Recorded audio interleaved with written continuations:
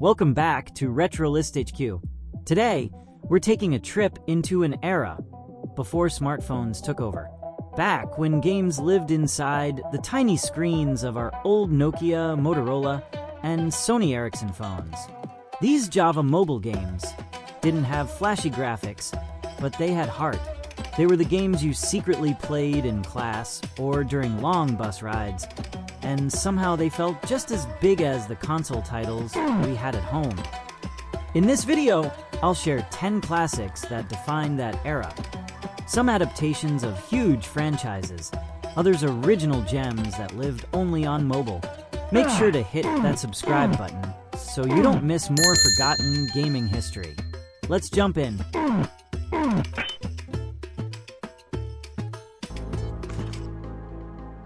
Before Angry Birds ever existed, Rovio gave us something completely different. A little horror puzzle game released in 2005 for Java phones. Darkest Fear put you in the shoes of a desperate father. Your mission? To find your daughter, trapped in a hospital crawling with monsters. But these weren't your typical jump scare creatures. They thrived in the dark, waiting in the shadows for you to make a wrong move. The twist was simple but genius. Light was your weapon. You had to push objects, open doors, and angle beams of light to carve safe paths. Every room felt like a little survival puzzle with real stakes. And the more you progressed, the more you felt the dread building. The eerie music and pixelated graphics only made it creepier. No console port, no remake, no collection. It lived and died on Java phones. It even spawned 2 sequels, Darkest Fear 2 and Nightmare, but they stayed mobile only. This is one of those games you can't really replicate today. Pure Java-era horror, and one of the best-kept secrets in mobile gaming history.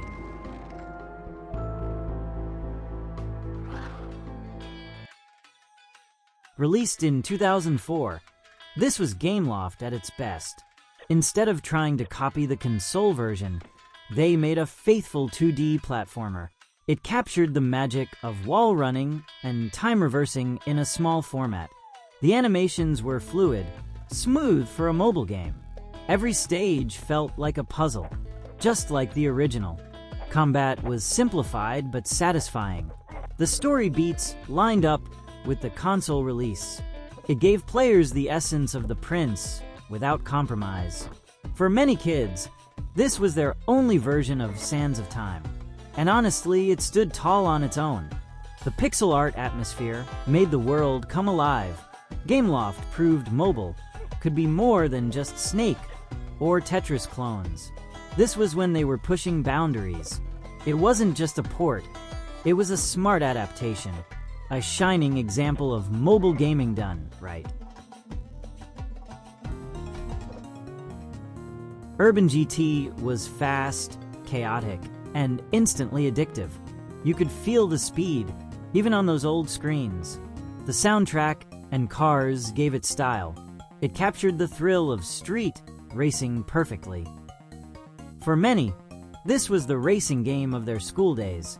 Boosting past opponents never got old. It had different tracks, each with their own vibe. Handling was simple, but it worked. The sense of competition kept players coming back. Gameloft knew how to make racing fun on a keypad. This was the start of a legendary franchise. Even now, it's remembered fondly by racing fans. It didn't need realism, it just needed fun. And it delivered that in every race. Released in 2005, this was Capcom's mobile experiment. Confidential Report was exclusive to Java phones. It played more like a strategy survival game than classic Resident Evil. You controlled characters in isometric maps. Combat was turn-based, which was unexpected, but the tension was still there. Limited ammo and resources added pressure. The episodic release kept players waiting for more. It was ambitious, especially for a phone. The horror atmosphere was surprisingly effective. The pixel zombies were creepy in their own way. It showed Capcom wasn't afraid to experiment. Fans still debate if it counts as canon. But for mobile gamers, it was unforgettable. It was Resident Evil, reimagined for your pocket.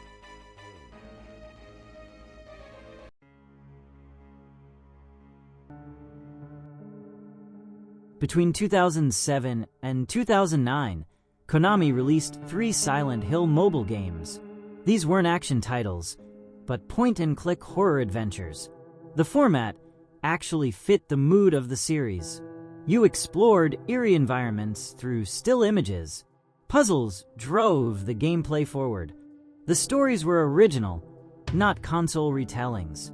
Creepy audio design made them unsettling. Even simple graphics managed to disturb. They pushed the limits of what mobile horror could be. Fans still see them as lost Silent Hill chapters. Few people even know these games existed. They're impossible to find legally today, which only adds to their mystery. Silent Hill Mobile was proof horror works on any format. Sometimes, imagination is scarier than realism. In 2008, Konami shocked everyone with this one. Metal Gear Solid Mobile was a full 3D stealth game on Java. Yes, on a flip phone. It had codec calls, sneaking, and an actual story. The controls were clunky, but it was impressive. It looked far beyond its time. Fans couldn't believe a phone game could look like this. It expanded the Metal Gear storyline with unique missions. The stealth mechanics were intact. Crawling, hiding, sneaking, it was all there. It wasn't a cheap spin-off. It felt like a true Metal Gear experience. Few mobile games were this ambitious.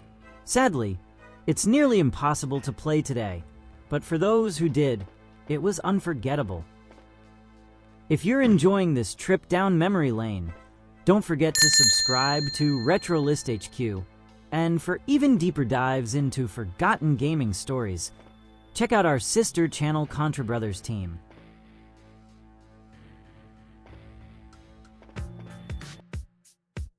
Released in 2001, Bounce was a Nokia classic. Everyone with a Nokia phone knew this game. You controlled a little red ball through tricky levels.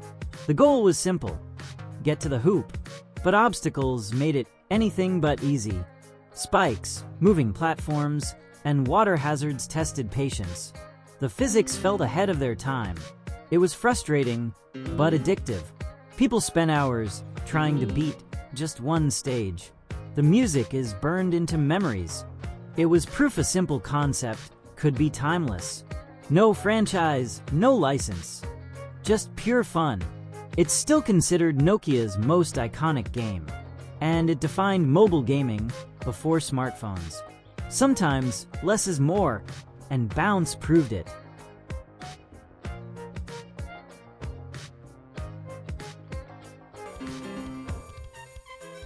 In 2007, Konami brought Contra to mobile with a Java adaptation. This wasn't watered down, it was hardcore. Just like the arcade, it demanded precision. You ran, shot, and died a lot. The bosses were massive, even on tiny screens. The controls were tough, but rewarding. It felt like real Contra. Stages were packed with action. Enemies filled the screen constantly. Power-ups gave that classic thrill. It wasn't forgiving, and that's exactly what fans wanted. For many, this was their first taste of Contra. It showed mobile could handle hardcore gameplay. Contra on the go was a dream come true. Released in 2005, this was life simulation in your pocket. The Sims 2 Mobile wasn't just a stripped-down port. It had its own identity. You managed careers, friendships, and romance. Choices actually mattered. The isometric view worked well on small screens. The charm of The Sims was intact. It was surprisingly addictive. Watching your little characters thrive or fail never got old. Fans loved the depth for a phone game. It showed simulation could work on mobile. EA nailed the balance Between simplicity and complexity, it became one of the best-selling mobile games of its time. And it introduced The Sims to millions without PCs. A true pioneer in mobile life simulation.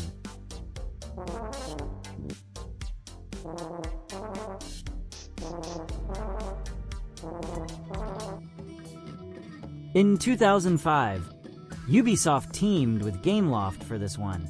Splinter Cell, Chaos Theory Mobile, was surprisingly deep. It translated stealth into 2D gameplay. Sneaking in the shadows actually worked. The atmosphere was intense for a phone. Levels encouraged patience and strategy. Sam Fisher's gadgets were included, too. Each mission felt authentic to the series. It wasn't just run and gun, it was true stealth. Gameloft knew how to adapt console hits.